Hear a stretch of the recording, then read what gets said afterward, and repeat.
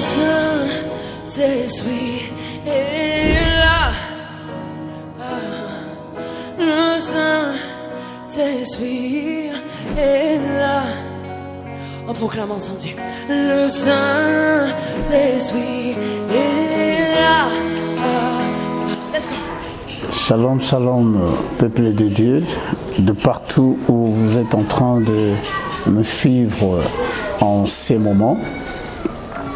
Je me nomme Enoch Moyo, je suis pasteur responsable de l'église évangélique Jésus-Christ, mon Rédempteur, située dans la commune de Bumbu, entre les directions Chaba et Gambela.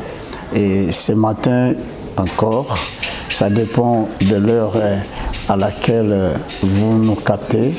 Nous venons dans vos maisons, dans vos lits respectifs pour pouvoir partager avec vous ces messages dont je suis en train de croire par l'aide du Saint-Esprit.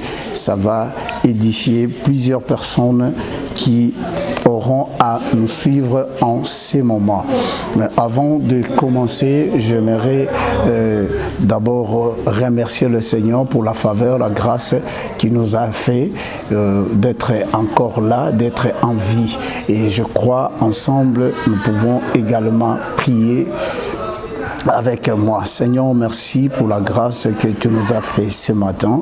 Tu nous as élevés, tu nous as donné ton souffle, tu nous as protégés, tu nous as gardés et tu as permis également aujourd'hui que nous soyons un canal par lequel tu vas atteindre plusieurs personnes au travers de ta parole.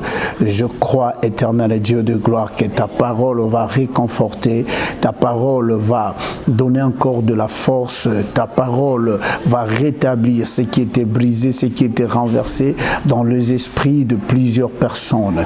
Trouve gloire en ces moments. Cher Saint-Esprit, nous saluons également ta présence au nom de Jésus-Christ. Amen. Gloire au Seigneur. Nous allons développer ensemble avec vous un sujet très capital parce que c'est la parole de Dieu. Tout ce qui est dans la Bible est capital parce que ça touche de cœur, ça change de vie. Alors, l'intitulé de ce matin est les 4 mains qu'utilisent les diables contre les enfants de Dieu. En méditant la parole de Dieu, j'ai eu à comprendre par la lecture qu'il y a deux choses que les diables utilisent dans nos vies pour nous empêcher d'atteindre la destinée, pour nous empêcher d'atteindre l'objectif. Nous savons bien qu'en français, le main, c'est une conjonction qui marque une opposition, une exception, une différence. Alors, dans le texte que nous allons exploiter, dont je vais vous proposer Exode, le chapitre 7, le chapitre 8 et le chapitre 9. Ce sont les 3 chapitres qu'on va essayer de parcourir lors de notre intervention. S'il arrive aussi qu'on ne puisse pas terminer l'intervention aujourd'hui, on va continuer ça prochainement. Mais vous qui êtes à la maison, vous pouvez comprendre ce que nous allons exploiter au travers de ces 3 chapitres successifs que je viens de vous donner. Alors, dans mon introduction, nous voyons dans ces différents chapitres 7, 8 et 9 où l'Éternel a frappé les Égyptiens par les 10 plaies. Or, les 10 plaies n'étaient qu'un but de Dieu. Nous savons bien, si on doit un peu revenir en arrière, quand Dieu a fait l'alliance avec Abraham, la première fois de l'alliance, Abraham n'avait pas respecté le principe et c'est ce qui a fait que Dieu est venu le soir. Il a dit à Abraham, à cause de ça, ton peuple sera mené en captivité. Ils vont rester dans ces pays-là pendant 4 siècles et je viendrai, je les délivrerai et je jugerai ces pays. C'était déjà une promesse qui a été donnée à Abraham. Abraham est parti, Isaac est parti, Jacob, et nous connaissons comment on s'est retrouvé, Israël s'est retrouvé en Égypte. C'était à cause de la famine, parce qu'ils avaient déjà vendu leurs frères Et Joseph qui s'est retrouvé en Égypte, vendu par les mendiants en Égypte, dans la maison de Potiphar. La femme de Potiphar va chercher des problèmes à Joseph et Joseph va se retrouver en prison. En prison, là, on l'avait mis dans la prison où se retrouvaient les travailleurs, ceux qui travaillaient, les personnes qui travaillaient dans la maison du roi, dans la maison de Pharaon. Joseph aussi s'est retrouvé là-bas. Il s'est fait que des de ses serviteurs qui étaient emprisonnés, les chansons et les panachiers ont fait le rêve la même nuit. Et le matin, ils étaient tristes. Joseph, comme il était le chef de prisonniers dans cette cage-là, et il a cherché à comprendre qu'est-ce qui n'allait pas. Et ces gens-là ont essayé un peu de relater leurs songes. Et dans leurs songes, Joseph a donné l'explication. 3 jours après, on va relâcher l'autre et les rétablir dans ses fonctions. 3 jours après, l'autre sera exécuté. Et comme il avait dit, c'était fait ainsi. Et il a demandé à les chansons de se souvenir de lui. Mais malheureusement, l'homme, quand il était rétabli dans ses fonctions, il avait complètement oublié Joseph. Mais Dieu a fait des choses à sa manière parce que Joseph avait déjà la promesse avec lui. Le pharaon a fait un rêve qui l'a troublé et Dieu a bloqué l'intelligence de tous ceux qui travaillaient tout autour de Pharaon, les astrologues, tout ce monde-là qui utilisait la science pour pouvoir comprendre les choses. La Bible nous dit que les chansons s'est souvenu maintenant, s'est rappelé maintenant de Joseph et on a fait appel à Joseph. Joseph a donné l'interprétation du songe et il a initié aussi la voie à suivre. Pendant cette période de 7 années de famine, Israël a compris que c'est en Égypte qu'il y avait un peu la provision. Bref, ils se sont tous retrouvés là-bas en Égypte. Regardez comment l'Éternel amène à accomplir. Il a parlé à Abraham, mais le voie, Dieu seul savait le voie à utiliser pour que Israël se retrouve en Égypte.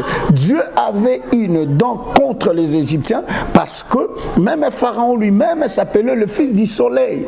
Il se disait, il est le fils du soleil. Vous comprenez bien qui est le soleil. Alors, il se mettait à la place de Dieu. On le vénérait, on l'adorait. L'Éternel Dieu a voulu mettre fin avec cette histoire. Parce que n'oubliez pas, notre Dieu est un Dieu jaloux. Il n'aime jamais partager sa gloire avec n'importe qui. Donc il aime rester Dieu. Alors la Bible nous dit qu'ils se sont retrouvés là-bas en Égypte. Et le pharaon, parce que le mot pharaon c'est juste un titre.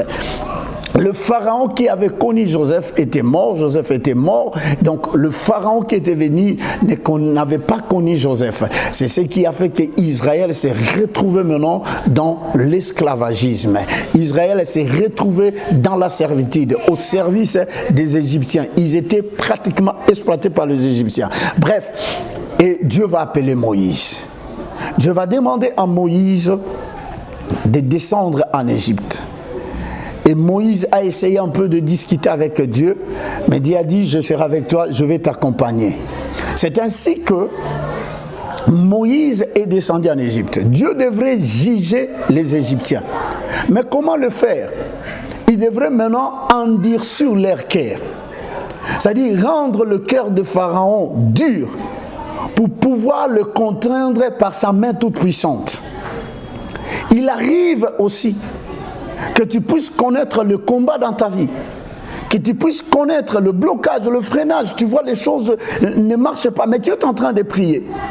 Il y a des gens qui te combattent. Tu as prié pour tes ennemis, tu as prié contre tes ennemis, mais les ennemis subsistent encore. Ils continuent toujours à te combattre. Tu te dis, mais Seigneur, qu'est-ce qui se passe? Non, bien-aimé, il ne se passe rien. Dieu est au contrôle des choses. Il est en train d'endurcir le cœur de ces gens-là pour pouvoir éclater davantage sa puissance. Dieu a besoin que les gens découvrent qu'il est Dieu. Et les gens sauront qu'il est Dieu, c'est seulement au travers de toi. Ne te laisse pas abattre parce que le combat ne te lâche pas. Et j'aime toujours dire, existant dans ce monde, le combat ne nous lâchera pas jusqu'à ce qu'on meure. C'est seulement la mort qui mettra fin au combat. Mais tant que nous serons vivants, le combat sera toujours là. le combat nous poursuivra. Mais Dieu, que la gloire revienne à notre Dieu, parce que nous avons un Dieu qui aime les défis. Et ce Dieu-là ne baisse jamais les bras. Il agit toujours, il opère. Parce que dans la finalité des choses, c'est toujours notre Dieu qui remporte. Voilà pourquoi je te dis, toi qui es en train de me suivre, peu importe le combat, peu importe le temps que tu es en train de traverser, tu remporteras toujours la victoire parce que Dieu est de ton côté. Et bref, la Bible dit, le Seigneur va se déployer maintenant en faisant juger l'Égypte par les 10 plaies. Il a endurci le cœur de Pharaon. Les 10 plaies n'étaient qu'un jugement divin sur l'Égypte pour leur péché et leur idolâtrie. Premièrement. Deuxièmement, pour renverser les dieux d'Égypte. Les 9 plaies étaient une réponse pour l'idolâtrie de l'Égypte. Troisièmement, pour punir l'oppresseur qui est Pharaon lui-même. Quatrièmement, pour confondre l'orgueil de Pharaon. Parce qu'il se disait qu'il était le fils de Dieu, comme je l'avais dit tantôt. Donc, le jugement de Dieu en Égypte avait 5 buts. Les 4, nous venons de citer ça. Et le 5e pour effectuer la délivrance d'Israël. L'Éternel Dieu devrait les contraindre. L'Égypte était un pays où la magie régnait, où la sorcellerie régnait, où il y avait plusieurs dieux dans de différents domaines.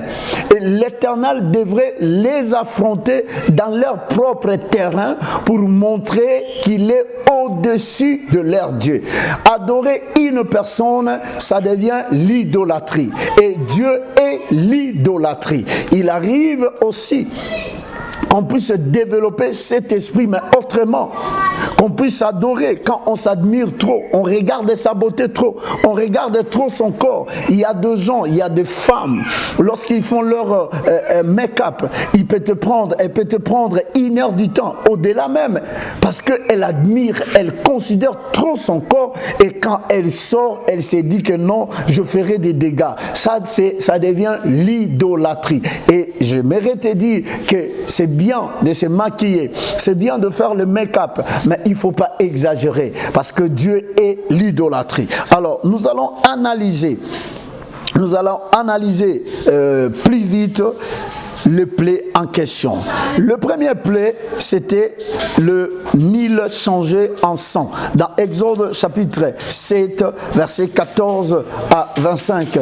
Vous avez le temps de lire dans vos maisons parce que nous sommes limités ou nous courons derrière le temps. Bien aimé, le Nil en Égypte était un objet d'adoration. Le Nil était un objet d'adoration et les Égyptiens pensaient que le Nil avait un pouvoir de guérir. Oh, bien aimé, même les poissons qui se trouvaient dans le Nil étaient adorés. Mais regardez ce que Dieu a fait. Dieu va les défier dans leur propre terrain. Ils adoraient le Nil. C'est-à-dire, si quelque chose de pollué, si quelque chose d'impur tombait dans le fleuve était considéré comme pollué, souillé. Alors, les dieux, le prêtre égyptien devrait venir faire des cérémonies pour pouvoir purifier le Nil, qui était considéré comme un sujet d'adoration pour tous les Égyptiens. Mais Dieu va demander maintenant à Moïse, dans sa première plaie, de frapper le Nil. Tout le Nil est devenu en sang. Et cette situation est restée ainsi toute une semaine. Qu'à tel point, les dieux Égyptiens n'avaient pas la capacité, n'avaient pas le pouvoir de pouvoir changer ce que Dieu avait déjà fait. Bien aimé, le monde a un pouvoir. Les sorciers, ils ont leur pouvoir. Mais aucun pouvoir, aucune autorité existant sur cette terre soit au-dessus du pouvoir que Dieu a. Et ces pouvoirs, Dieu nous les a légués, Dieu nous les a donnés. Il dit cela dans Luc 10:19. Voici, je vous ai donné le pouvoir de marcher sur les serpents, les scorpions, sur toute puissance de l'ennemi, et rien ne pourra vous nuire. Donc, l'Égypte était incapable, le Dieu était incapable. Dieu a démontré encore sa puissance. On va très vite. Deuxième plaie, c'était des grenouilles. Dans Exode chapitre 8, versets 1 à 11. En Égypte, il y avait une déesse grenouille qu'on adorait. Elle s'appelait Eki. Et elle était grandement adorée en Égypte. Et de nombreuses personnes ont été tuées pour avoir accidentellement, vous comprenez, accidentellement écrasé une grenouille. Mais maintenant là, ce n'était pas question d'un accident, mais c'était une pluie de grenouilles. Et regardez comment Dieu va encore une fois de plus défier cette déesse à qui en faisant sortir une pluie de grenouilles que personne ne pouvait échapper. Tout le monde arrivait à piétiner ces grenouilles-là et la déesse ne pouvait rien faire. Ça, c'était toujours la main de Dieu. Troisième plaie, c'était des moustiques. Dans Exode chapitre 8, 10 à 15, en Égypte, la terre était supposée être sacrée. Mais les prêtres ne pouvaient pas adorer sur un sol couvert de moustiques. Ça aussi, c'est Dieu. Il les défie dans leur propre terrain. La terre était supposée être sacrée là-bas, mais Dieu a fait sortir une pluie de moustiques que le prêtre égyptien ne pouvait même pas utiliser le sol pour adorer leur Dieu. Quatrième plaie, c'était de mouches venimeuses. Toujours dans Exode chapitre 8, dans le verset 20, et vous descendez. Bien aimé, il y avait une masse de mouches venimeuses qui empêchaient les dieux, le prêtre égyptien, de pouvoir faire leur cérémonie. Dieu était toujours plus fort. Je suis en train d'aller vite pour entrer dans mon sujet. Et cinquième plaie, c'était sur les troupeaux. Dans Exode chapitre 9, verset 1 à 7. Hapi était le dieu taureau d'Égypte. Avec cette plaie, le bétail tombait mort devant leurs adorateurs. C'est-à-dire, Hapi était supposé protéger les troupeaux, protéger les taureaux. Rien ne pouvait arriver aux animaux, précisément aux taureaux, parce qu'il y avait un Dieu qui les protégeait. Mais Dieu a laissé une plaie les atteindre, que les taureaux, les troupeaux mouraient à leur vie, que leur Dieu ne pouvait rien faire. Sixième plaie, c'est les Isser et le pistal. Dans Exode chapitre 9, versets 8 à 12. Et il y a aussi la plaie, septième plaie, la plaie de la grêle. Je suis en train d'éviter certains détails pour arriver à développer mon sujet. La plaie de la grêle dans Exode chapitre 9 versets 13 à 15. L'Égypte était un pays où la pluie était rare et les Égyptiens vénéraient le feu et l'eau par-dessus tous les autres éléments. Vous comprenez ça? Mais ces divinités, Isis et Osiris, ne pouvaient pas protéger son peuple du feu et du grêle. Et huitième plaie, la plaie des sauterelles dans Exode chapitre 10, verset 1 à 20. Isis et Sérapi étaient supposés les protéger des sauterelles. Elle était une calamité en ces temps-là et il n'y avait pas de bons insecticides à cette époque-là. Bien aimé, cette masse-là de sauterelles a fait que leurs dieux n'ont même pas pu le délivrer. C'était toujours la main de Dieu. Et le neuvième plaie, c'était le plaie des ténèbres. Dans Exode chapitre 10, versets 21 à 29. Bien aimé, écoutez, Pharaon prétendait être le fils du soleil et ceci était humiliant pour lui. Pendant qu'il y avait de ténèbres, le fils du soleil ne pouvait rien faire et cette dimension de ténèbres là empêchait même aux Égyptiens de pouvoir se voir. Bien aimé, pendant que toutes ces plaies là s'est passé en Égypte, là où les enfants d'Israël étaient, la ville où les enfants d'Israël vivaient, étaient logés, ils étaient exemptés de toutes ces plaies-là. C'était tout simplement un jugement de l'Éternel sur Pharaon. Alors, au finish, la 10e plaie, c'était la mort de tout le premier-né. C'était la mort de tout le premier-né, où Dieu a demandé à Moïse de dire à tous les enfants d'Israël, cette nuit-là, de pouvoir tuer un agneau pour chaque maison, pour chaque famille, et de prendre le sang, d'appliquer le sang sur les linteaux, le poteau de leur maison en forme de croix. La Bible dit que le sang vous servira de signe. Quand l'ange de la mort va passer, il ne pouvait entrer. La Bible dit il passa outre à cause du sang. Bien aimé, j'aimerais épingler une chose. Le sang qu'a utilisé les enfants d'Israël en Égypte, c'était le sang de l'agneau qui y mangeait la personne de Jésus-Christ dans son œuvre sur la croix. Sur la croix, nous avons échappé à la mort parce que Jésus-Christ avait vaincu la mort. Sur la croix, le Seigneur nous a délivrés. Sur la croix, le Seigneur nous a restaurés. C'est ce qui a fait que Israël n'a pas pu connaître la mort parce que le sang les a sécurisés, le sang les a protégés. Et au finish, Pharaon va faire appel à Moïse. C'est là où maintenant nous commençons à exploiter les 4 mains que le diable utilise contre les enfants de Dieu. Il va appeler Moïse parce que il a dit que j'en ai assez. Le 1er mai, il dit à Moïse, dans Exode chapitre 8, le verset 21, qu'il pouvait partir, mais il devait rester dans le pays. Il pouvait partir, mais il devrait rester dans le pays. Cela veut dire quoi? Tu es chrétien. Le diable te dit, tu peux prier. Mais ne quitte pas le monde.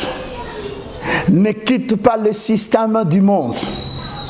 Ne quitte pas la musique du monde. Ne quitte pas le monde. Va à l'église. Sois chrétien. Mais ne quitte pas le pays. Dans Genèse chapitre 12, le verset 1er, Dieu voulait bénir Abraham. Il lui a dit, quitte ton pays, quitte ta patrie, quitte la maison de ton père. Bien aimé, on ne peut pas être chrétien et rester dans le monde. Même le Seigneur Jésus-Christ, dans sa prière dans Jean 17, il dit, Père, je te prie de le préserver, de le garder. Ils sont dans le monde, mais ils ne sont plus du monde. Ça dit, le système de ce monde. Quand on devient chrétien, on change de nature. Quand on devient chrétien, on sous-entend qu'on est une autre création. Comme la Bible dit dans 2 Corinthiens 5, 17, on est une autre création. On possède une autre nature en nous. Et quand on a une autre nature, cela veut dire quoi? On est régi d'une autre loi. Mais le diable vient par la compromission. Reste chrétien, tu peux prier, mais n'abandonne pas le monde.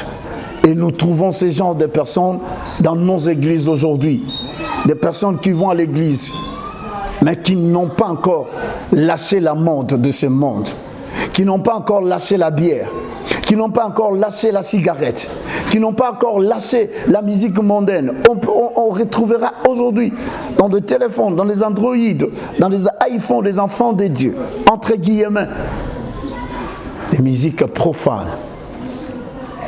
Ils écoutent des musiques profanes, mais ils se disent, je suis chrétien, je suis frère, je suis sœur. Tu ne l'es pas encore. Ça, c'était le 1er mai. Le 2e mai, il va dire dans Exode chapitre 8, le verset 24, il dit, il fait encore appel à Moïse en disant, vous pouvez partir, mais restez près du pays. Vous pouvez partir, mais restez près du pays. Écoutez, qu'est-ce que je veux dire par là? Ça dit, tu peux être chrétien, tu peux aller à l'église, mais ne quitte pas trop le monde. Ne t'engage pas trop dans les choses de Dieu. Voilà pourquoi nous retrouverons aujourd'hui dans nos églises, il y a des gens qui se disent, moi je suis seulement fidèle simple. Moi, je prie quand on s'engage, il y a trop de problèmes. Non, ce n'est pas question de problème. Ça, c'est l'évangile du diable. C'est Pharaon qui est en train de parler. Il y a une certaine compromission. Il te dit, tu peux partir. Mais ne va pas trop loin. Ne t'introduis pas trop dans les choses de Dieu. Ne prends pas des engagements. Ne sers pas l'Éternel à temps plein. Bien-aimé, n'écoute pas la voix de l'ennemi. Ça, c'est une distraction. C'est l'ennemi qui cherche à te distraire. Tu as quelque chose de Dieu. Et ce que Dieu a mis en toi doit crier. Ce que Dieu a mis en toi doit s'exercer. Et la meilleure façon d'utiliser la chose que Dieu a mis en toi, c'est seulement d'être intégré totalement dans les choses de Dieu. D'être intégré totalement dans le travail de Dieu. Troisièmement, il dit, d'accord, tu peux aller. Tu peux être un fanatique si tu le désires, mais les femmes et les enfants vont rester avec moi. Bien-aimé, écoutez encore ça. Convaincu. Il fait appel à Moïse parce qu'il est convaincu. Il dit, tu peux partir, fais tout ce que tu veux, mais que les femmes et les enfants restent avec moi. Qu'est-ce que Josué a dit dans Josué chapitre 24, le verset 15? Il dit, moi et ma maison, nous servirons l'Éternel. Les geôliers dans Actes des Apôtres chapitre 16, l'apôtre Paul lui a dit, crois au Seigneur Jésus-Christ, tu seras sauvé, toi et ta famille. Bien-aimé, c'est pas bien de partir à l'église. On voit seulement des parents partir à l'église et laisser leurs enfants à la maison. Toute la famille doit apprendre à servir l'Éternel. Toute la famille doit s'introduire dans les choses de Dieu. Parce qu'il suffit seulement qu'une personne ne soit pas ensemble avec vous, devienne une porte d'entrée. Le papa peut être chrétien ou le papa peut être ancré dans les choses de Dieu. La maman dit, moi je ne priais pas. Elle sera une porte, le canal par lequel l'ennemi va commencer à entrer. Mais quand toute la famille est dans le Seigneur, vous saurez résoudre le problème dans le Seigneur. Quand les difficultés, les problèmes viendront, vous aurez le discernement des esprits pour comprendre que ça, c'est l'œuvre du diable. Bien-aimé, je vous exhorte ce matin, si papa connaît le Seigneur et que maman ne connaît pas le Seigneur, les enfants ne connaissent pas Dieu, faites de sorte que toute la famille puisse connaître le Seigneur. Ça va vous préserver contre les combats. Et les dernières mains, il dit c'est bon, dans Exode chapitre 10 verset 24, il dit c'est bon, tu peux aller, mais tout ton argent et toutes tes possessions n'auront rien à voir avec le royaume de Dieu. Ça, c'est le diable. Pas, sers l'Éternel avec ta famille, avec tes brebis. Mais ici, tu dois laisser les brebis. Tu dois laisser les bétails. Ça dit, va à l'église, mais ne donne pas les offrandes. Laisse ton argent à la maison. Est-ce que Dieu a besoin de ton argent? Dieu a besoin de toi. Bien-aimé, même ton argent, même tes possessions, même tes biens, l'Éternel en a besoin. Je conclus par ce texte de Proverbes chapitre 3. Je t'invite de lire avec moi ce texte de Proverbes chapitre 3. C'est là aussi que je suis en train de conclure mon message d'aujourd'hui. Proverbes chapitre 3, le verset 9 à 10. Je lis, la Bible dit ceci. Honore l'Éternel avec tes biens et avec tes prémices de tout ton revenu. Alors tes greniers seront remplis d'abondance et tes cuves regorgeront de mots. La Bible dit honore l'Éternel avec tes biens. Tu dois honorer l'Éternel avec ton argent. Tu dois honorer l'Éternel avec tes possessions. Tu dois honorer l'Éternel avec tout ce que tu as. Ne viens pas à l'église main vide. Viens à l'église avec ta richesse. Viens à l'église avec tes possessions. Tu dois honorer l'Éternel avec tout ce que tu as. C'est à ces moments-là que Dieu aussi en retour fera de sorte que tu ne manques de rien. Fera de sorte que tu vives l'abondance dans ta vie et que tes cuves regorgent de mots. Que l'Éternel te bénisse. Toi qui m'as suivi ce matin, que Dieu te bénisse. L'Éternel nous a parlé aujourd'hui sur les 4 mains. Là, on parlait de la compromission. Le diable utilise cela. Tu es enfant de Dieu, mais tu n'as pas encore quitté le monde. Quand on est chrétien, on l'est pour de vrai. Ça dit on doit lâcher tout ce qui nous attachait de ce monde, on doit lâcher, on doit abandonner ça directement. Quand on est chrétien, on doit s'engager dans le travail de Dieu. Quand on est chrétien, on doit servir l'Éternel comme il le désire. On doit servir l'Éternel avec notre famille. Quand on est chrétien, on doit servir l'Éternel également avec tout ce que nous avons comme possession. Voilà pourquoi David l'a dit dans le livre des Chroniques, nous t'offrons tout ce que nous avons reçu de toi. Qu'est-ce que tu as que tu n'aies reçu de Dieu? Tout ce que tu as, tu l'as reçu de Dieu. Et quand Dieu a besoin de cela, ne manque pas de te le donner. Que l'Éternel, mon Dieu, vous bénisse, vous qui m'avez suivi de partout. Je prie que l'Éternel vous fasse grâce, toi qui se retrouves parmi, que le Saint-Esprit, au travers de cette parole, puisse t'aider à te repentir et à recadrer les choses dans ta vie. Soyez bénis au nom de Jésus-Christ. Merci beaucoup. Si vous avez besoin de nous contacter, il y a nos numéros là qui sont en train de s'afficher au bas de l'écran. Vous voyez ces numéros. Contactez-nous. Nos téléphones sont ouverts 24 heures sur 24. Même dans notre adresse email, vous pouvez également laisser vos suggestions. Si vous avez aussi besoin de nous voir en personne et essayer un peu de parler, nous sommes dispo. Contactez-nous. Que l'Éternel, mon Dieu, vous bénisse. Merci beaucoup. Le Saint-Esprit est là. Le Saint-Esprit est là. On proclame ensemble. Le Saint-Esprit